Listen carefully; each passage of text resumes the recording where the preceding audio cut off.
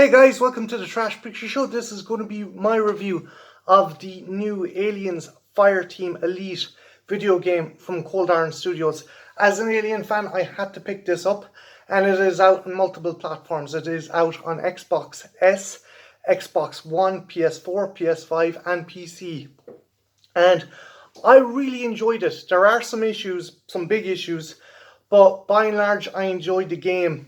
A lot of people are describing it like Left 4 Dead, and I can see certain elements in the game, but I would describe it closer to the likes of Gears of War, as it is a third-person action shooter.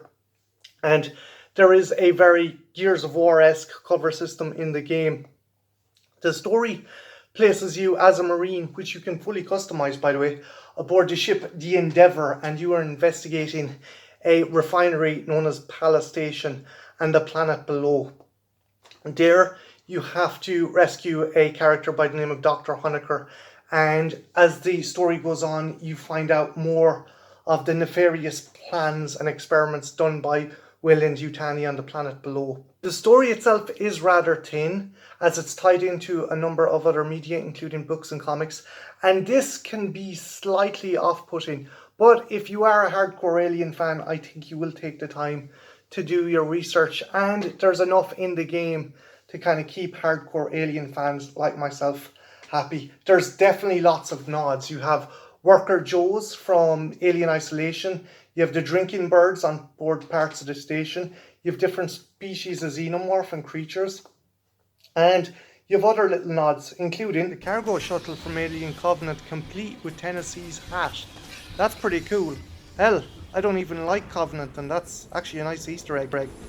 The game is primarily meant to be multiplayer, but I was playing offline, so I had to team up with the two AI synthetic characters. And for AI in a game, they're not actually that useless. They give you a lot of cover fire and they can heal you. However, do not use or even attempt to try and team up with these guys in a higher difficulty. You will die. Also, they won't be able to handle the bigger and more tougher enemies, such as the warrior or the drone. One other thing is, if you're going to use these guys, like myself, I'd recommend you use the Demolisher class.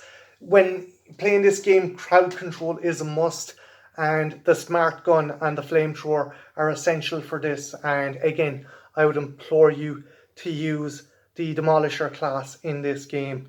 Other classes include Technician, Rifleman, Medic and Recon, all of which have their own unique weapons, and you can buy weapons from the store on board the Endeavour.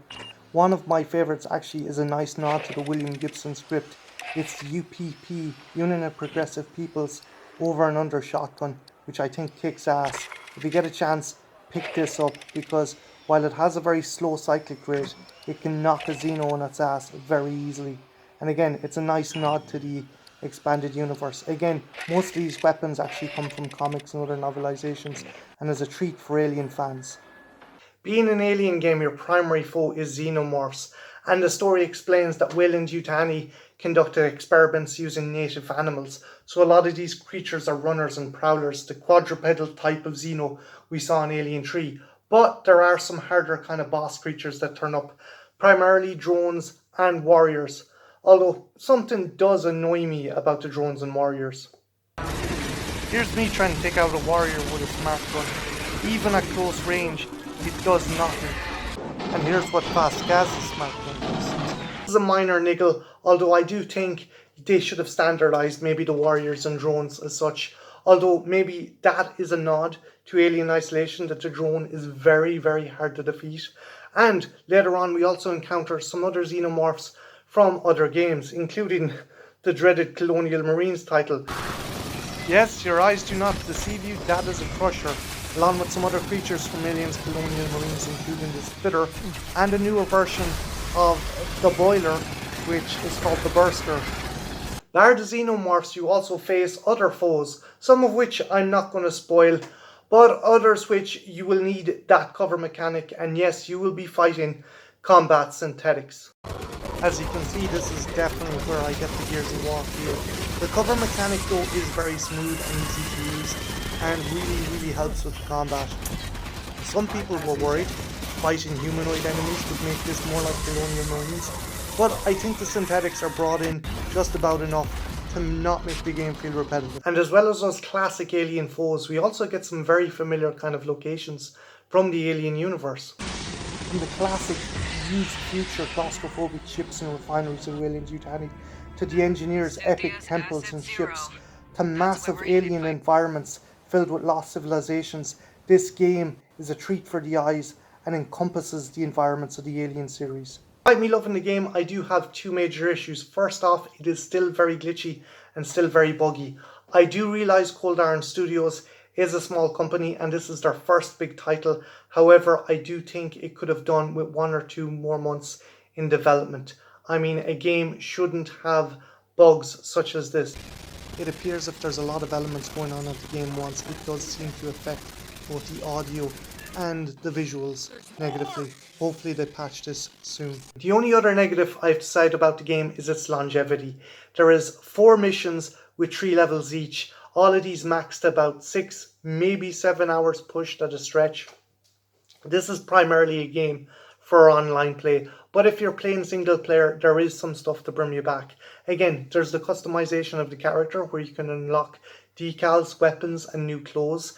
There is also challenge cards which you can unlock, and these affect certain aspects of the game, such as certain weapons jam, certain headshots give you more lives and more recognition, and you can also change the filter to make the game more difficult. There's also Horde mode, which is very Gears of War-esque, and I actually enjoyed. And Cold Iron has said that in the coming year it will be releasing more free DLC for this game. So at €40, you can't go wrong. I, being an Alien fan, enjoy this game. I think if you are an Alien fan and you've $40 to spare, go with it. You can't go wrong. It's pretty cool, it's pretty fun, and it really dives into the lore from the novels to the comics to the tabletop game. This captures the Alien universe perfectly. So my name is Martin, this is the Trash Picture Show. Have you played Aliens Fireteam yet? And if so, what do you think of it? Let me know in the comments below, and yeah, stay frosty.